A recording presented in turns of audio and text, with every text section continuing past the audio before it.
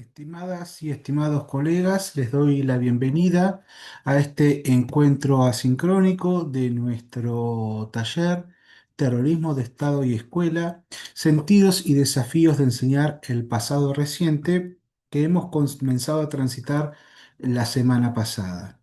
Nuestros objetivos para este encuentro, para el encuentro de hoy, es organizar herramientas y reflexiones desde la pedagogía de la memoria para profundizar la enseñanza del pasado reciente en Argentina.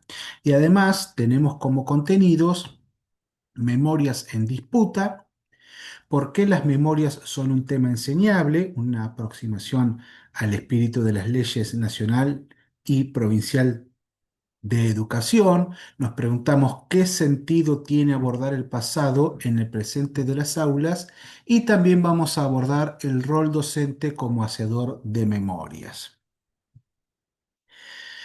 ¿Por qué las memorias son un tema enseñable? Bueno, existe un marco normativo que nos avala y nos impulsa para tratar los temas vinculados a la memoria y a la historia reciente en las escuelas, tanto desde la Ley de Educación Nacional 26.206 como desde la educación provincial, la Ley de Educación Provincial 13.688, lo mismo que la ley que contempla al 24 de marzo como feriado o el día en que conmemoramos el Día Nacional de la Memoria por la Verdad y la Justicia.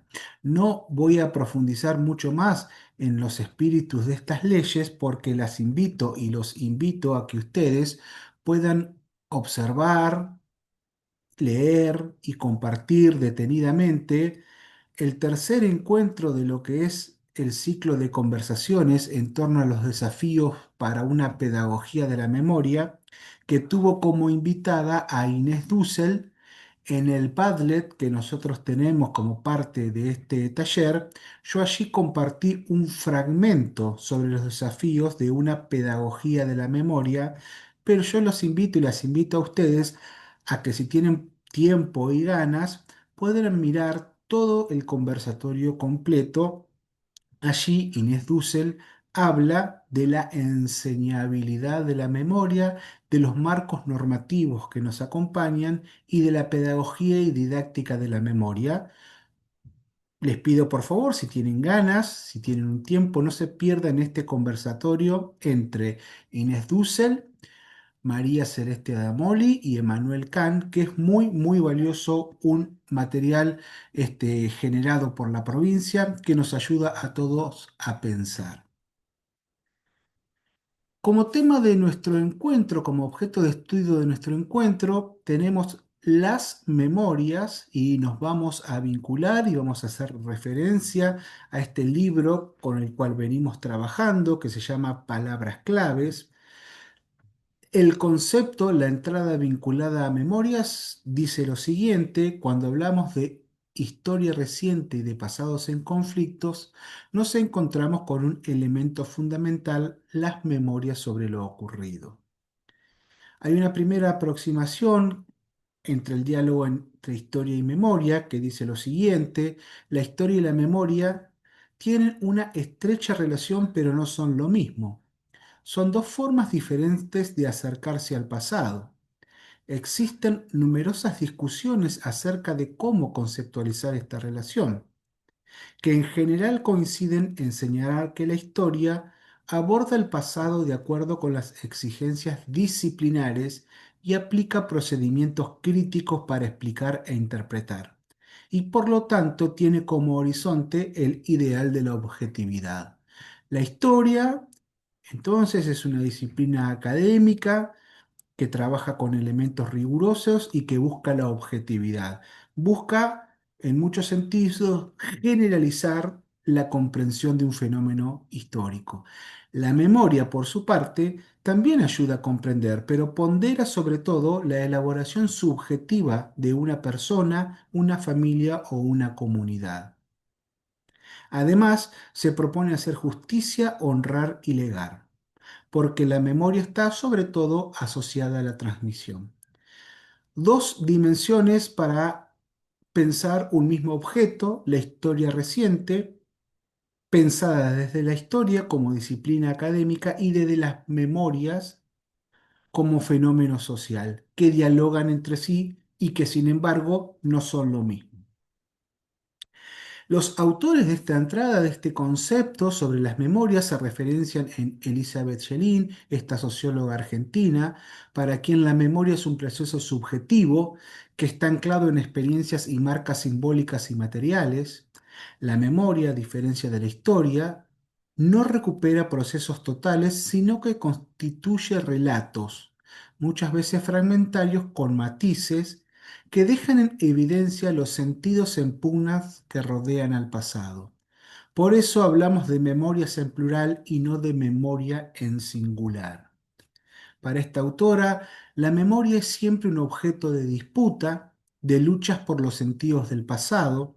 En estas luchas juegan un rol activo los agentes sociales que construyen esas memorias desde las relaciones sociales en las que se ubican, que son relaciones de poder.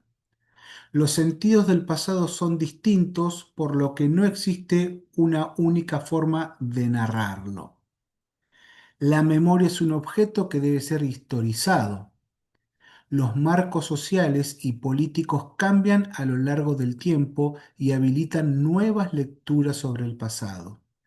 Por eso las memorias tienen historia, porque se van modificando al compás de las transformaciones políticas, sociales y culturales. Sobre esto conversamos en nuestro primer encuentro. No es lo mismo lo que se recordaba en la década del 80 respecto de lo que había sido la experiencia trágica del último terrorismo de Estado, como tampoco es lo mismo pensar a la última dictadura cívico-militar en la década del 90 que en la de los 2000, que en los últimos 5 años. Cada generación, cada década, cada momento recuerda de manera distinta y recuerda contextualizada en relaciones de poder. Es decir, hay grupos sociales que tienen mayor influencia que otros grupos sociales. Todos estos son interpretaciones y derivados de la trayectoria intelectual de Elizabeth Schelling en torno a las memorias, y ella considera que lo contrario de la memoria no es el olvido, sino la disputa entre ellas, como también tuvimos oportunidad de pensar en el primer encuentro. Para transitar este camino en torno a las memorias, yo les propongo a ustedes indagar en cómo una persona particular, en este caso un artista, un músico argentino contemporáneo, posiblemente conocido y conocido por todos ustedes, que es León Gieco. León Gieco hace memoria, como toda persona, nada más que lo hace de una manera muy particular y muy rica a través de su música, a través de sus canciones. Y en el año 1992 escribió esta canción que se llama Los Ayeres de Charlie, que forma parte de este álbum que denominó Mensajes del Alma. Él explica a qué hace referencia el título de la canción, Los Ayeres de Charlie, y dice que alude a la falsa idea o a la referencia de que el compositor italiano Antonio Salieri le robaba las melodías a Mozart y que cualquier cantante, cualquier artista argentino que compone en Argentina, de alguna u otra manera toma las ideas prestadas o recibe una gran influencia de García. De aquí entonces la referencia al título de la canción, pero a lo que nosotros nos interesa acercarnos es a el contenido general de la canción. ¿Qué más nos dice esta canción? A esto es a lo que yo las invito y los invito a ustedes a escuchar la canción. La canción yo la comparto también en el Padlet, está allí para ser oída y para ser analizada y para ser disfrutadas. Pero al escucharla, ¿qué referencias políticas, sociales, culturales y geográficas logramos identificar? ¿Qué memorias son huella de su vida individual? ¿Cuáles dan pista de la vida colectiva? ¿Cómo se traman o dialogan memorias individuales y colectivas? ¿En qué versos podemos identificar esas tramas? ¿Qué reflexiones identificamos nosotros en la canción de Gieco? ¿Compartimos las reflexiones de Gieco? Por ejemplo, en una parte de la canción, Gieco canta: ¿qué nos dirán por no pensar lo mismo ahora que no existe el comunismo? Uno, sabiendo que la canción se escribió en el año 1992, que son los años inmediatamente posteriores a la caída del muro de Berlín, que son los años inmediatamente posteriores a la disolución de la Unión Soviética, que son los inicios de la década del 90, cuando se consideraba que el capitalismo había triunfado definitivamente sobre cualquier alternativa de organización social.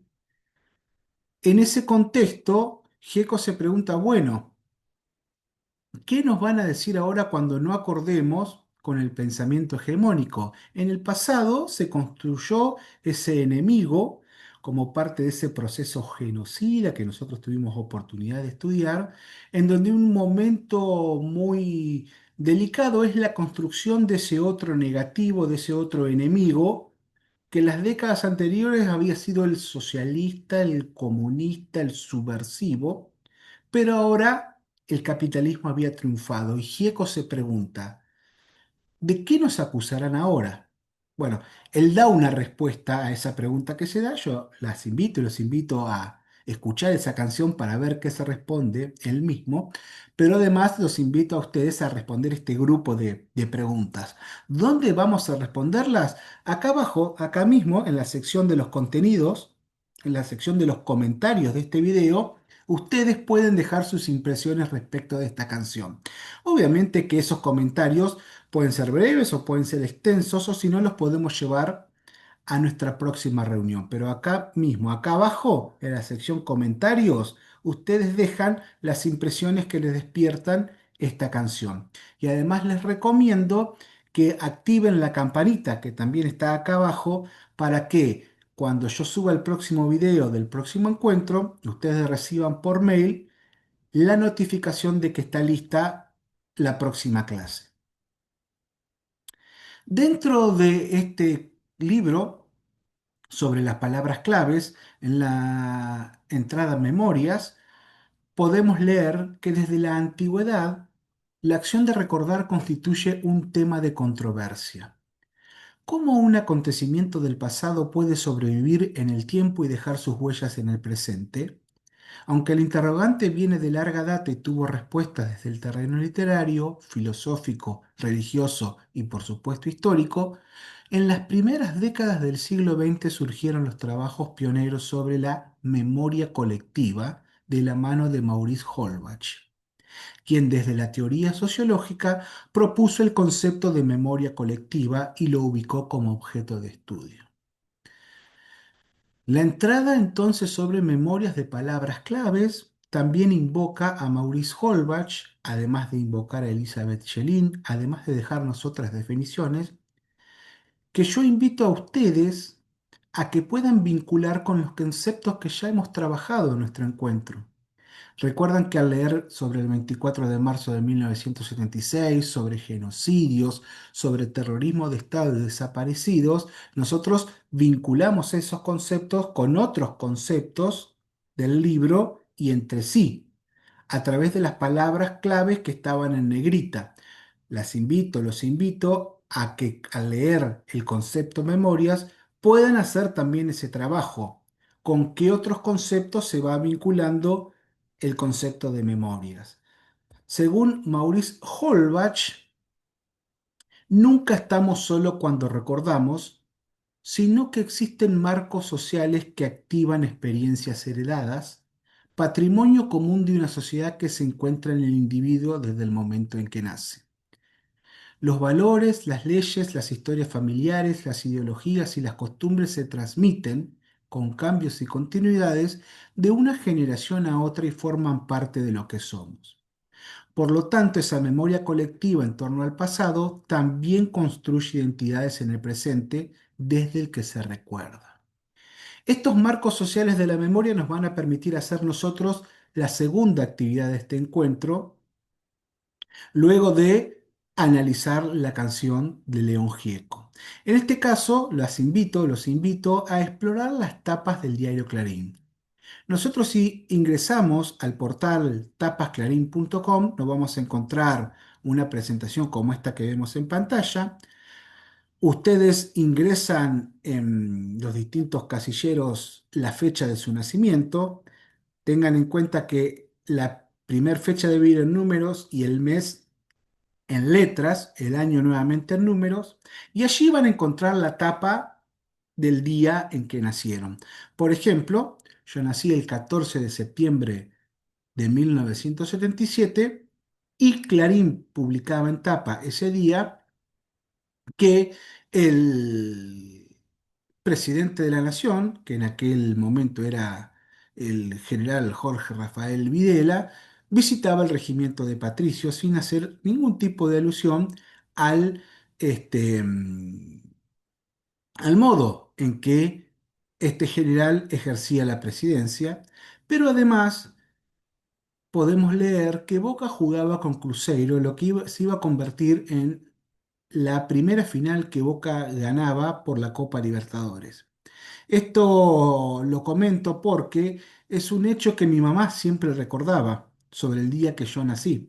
Es decir, ella hacía memoria y cuando yo cumplía años siempre me recordaba que en esa fecha había pasado algo con Boca Juniors porque el bebé que había nacido en la cama de al lado, sus padres lo habían vestido con un enterito todo completo de Boca.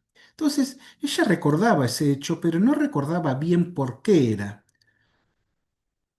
Solamente yo cuando miro y repaso la tapa del diario Clarín sé a qué se refería mi mamá cuando me comentaba ese fenómeno del bebé vestido con los colores de Boca y se refería a que Boca finalmente había logrado la primera Copa Libertadores el 14 de septiembre del año de 1977. Así es como yo puedo comenzar a hacer memoria y me puedo ir 5 años adelante, voy del 77 a el año 1982 en el pleno desarrollo del conflicto de la guerra por las Islas Malvinas y encuentro una noticia que va a ser una continuidad a lo largo de mi historia personal. Por ejemplo, la devaluación de la moneda argentina para exportar e importar. Un tema de total actualidad y discusión económica en nuestros días. La política económica y monetaria como este, parte de un plan económico. En este caso, devaluar para importar y exportar. En el año 1987, además del inminente anuncio de un nuevo gabinete que iba a marcar la etapa del presidente Raúl Alfonsín, noto que el precio de la tapa es 80 centavos de austral, que la Argentina había cambiado la denominación de su moneda producto de las continuas crisis económicas que atravesó el periodo.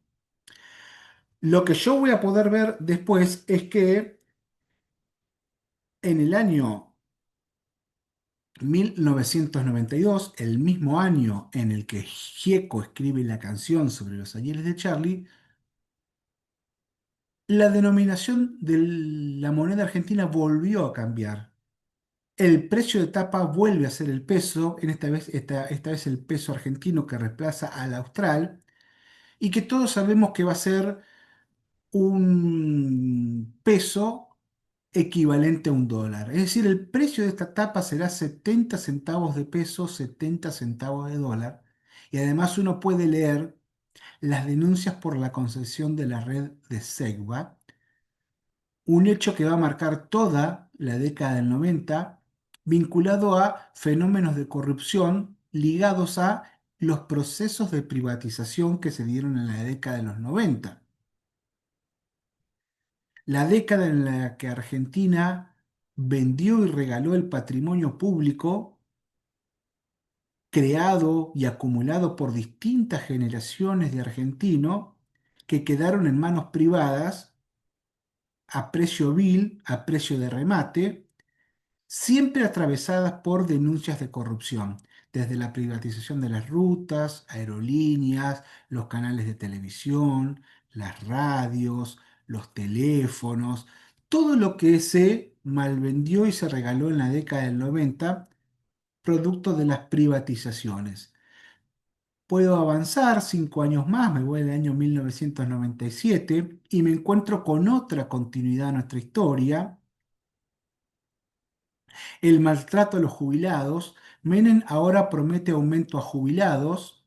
Esto se hacía en el contexto de una campaña electoral, donde las jubilaciones van a ser un problema porque Argentina, desde el golpe de Estado de 1976, desarmó ese entramado económico y productivo vinculado a la industrialización que generó bolsones de desocupación.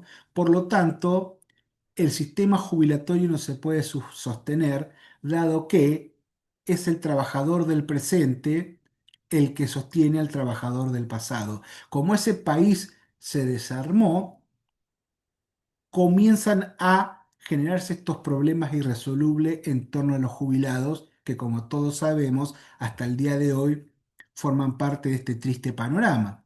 Un fallo judicial a favor de todos los ahorristas puedo leer en la siguiente etapa del diario Clarín, que me toca si lo recorro cada 5 años. Estamos en el año 2002.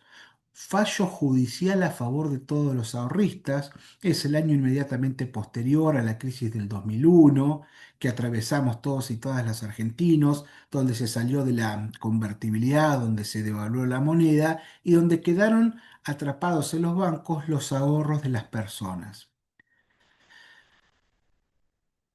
En el año 2007 nosotros nos encontramos que el 14 de septiembre Kirchner se mete más en la campaña con actos en cadena, hace referencia a la campaña presidencial del año 2007 que va a llevar finalmente a la presidencia a Cristina Fernández de Kirchner, y que va a iniciar una etapa posterior de 8 años de gobierno, donde va a haber un fuerte enfrentamiento con lo que es el multimedios Clarín. Clarín va a titular en su etapa a lo largo de todo este periodo tapas muy fuertes contra lo que fue el gobierno de Cristina Fernández de Kirchner, entre estas la que podemos ver el 14 de septiembre del año 2012, masivas marchas y fuerte protesta contra el gobierno. Es el contexto posterior a la ley de retenciones móviles a las exportaciones del campo, este enfrentamiento permanente y constante que va a tener el Estado, en la figura de su presidenta, con otros actores sociales. En el año 2017 nos vamos a encontrar con una etapa vinculada con la desaparición forzada de Santiago Maldonado. Caso Maldonado, analizan documentos secuestrados a los activistas mapuches.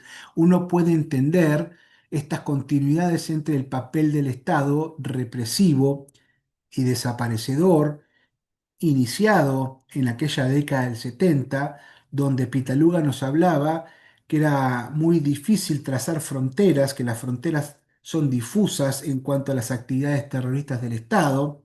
El terrorismo de Estado tal vez no haya empezado el 24 de marzo de 1976, sino que hubo hechos anteriores, él los nombra, también nombra hechos posteriores, la desaparición de Julio López y también la desaparición de Santiago Maldonado y nuevamente la creación de ese enemigo interno al cual hay que perseguir y como es un enemigo menos que humano, se lo puede hacer desaparecer.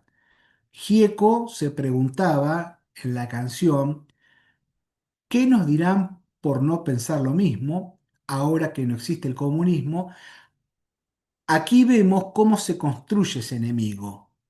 Los activistas mapuche, el artesano solidario que protesta y tiene como consecuencia su desaparición.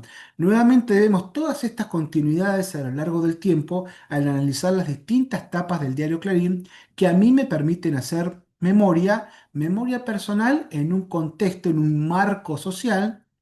Y llego al año 2022, la última que me toca si avanzo cada 5 años, que hace referencia a la detención de otra mujer comprometida en lo que fue el atentado a Cristina Fernández de Kirchner cuando ejercía la vicepresidencia. Encontramos nuevamente esas continuidades y la utilidad de los conceptos que nos ayudan a pensar. Esos conceptos como el de genocidio, pensado como una cadena, pensado como un proceso, que tiene alertas tempranas vinculadas a la negativización de una persona que deja de ser un oponente político, sino que es el demonio presente, que es un parásito, que es lo peor de lo peor, que convive con nosotros en nuestra sociedad y que por lo tanto hay que extirparlo. Ese discurso permanentemente armado a través de los medios de comunicación hace que una persona se sienta con total legitimidad para matar a otra persona. En este caso hubo un intento de asesinato a la ex vicepresidenta, pero todo lo podemos explicar con estos conceptos, con estas herramientas conceptuales vinculados a este concepto general de genocidio, desde la construcción de un otro negativo hasta la deshumanización y las posibilidades de hacer con esa persona menos que humano lo que uno desee. Este es el repaso entonces que yo hago de los años que corresponden a partir del 14 de septiembre de 1977, mi cumpleaños y cada 5 días. Yo las invito a ustedes que ustedes ingresen y hagan este ejercicio muy similar al que realicé yo. Podemos pensar en una frecuencia anual o podemos avanzar cada 2 años o podemos avanzar cada 5 años. Eso depende del tiempo y las ganas que ustedes tengan para indagar las tapas del diario Clarín y nos podemos preguntar, nos podemos animar a escribir una breve memoria personal. ¿Qué contexto histórico y social reflejan las tapas de nuestros cumpleaños? ¿Cómo creen que esos eventos que reflejan las tapas influyeron en la sociedad en ese momento? ¿Qué relación personal tienen, si alguna, con ese evento o con ese periodo histórico? Y hay unas preguntas disparadoras que nos orientan, ¿no? No es que son para responderlas, sino que son orientativas. ¿Qué eventos destacan en las tapas de los diarios? ¿Cómo se representan las personas y los grupos sociales en las noticias? ¿Qué valores e ideas parecen predominar en los titulares y artículos? ¿Cómo creen que esos factores han influido en tu memoria personal y la memoria colectiva a lo largo de las décadas? Preguntas disparadoras y orientadoras para nuestro trabajo de una memoria personal en un marco social de la memoria, en este caso vinculado a la tapa del diario Clarín, que nosotros sabemos también que es un recorte de la realidad que hace un multimedios. Tal vez pudiéramos hacer este mismo trabajo observando otras tapas de otros diarios o vinculándonos con otras expresiones, pero por ahora lo vamos a hacer solamente con las tapas del diario Clarín.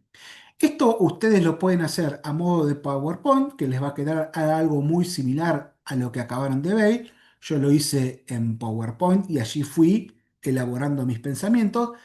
Lo pueden hacer en Canva si les parece hacerlo algo más dinámico y compartirlo en el Padlet que nosotros tenemos, una entrada en el Padlet que nosotros tenemos, donde ustedes comparten una producción en Canva, o si no, directamente lo pueden hacer en un documento de texto en Word.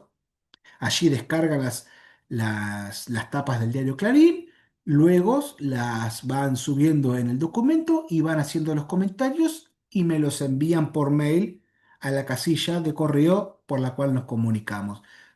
Hay distintas alternativas para hacer este trabajo. Ustedes trabajen con la que más cómodas crean que les puede resultar.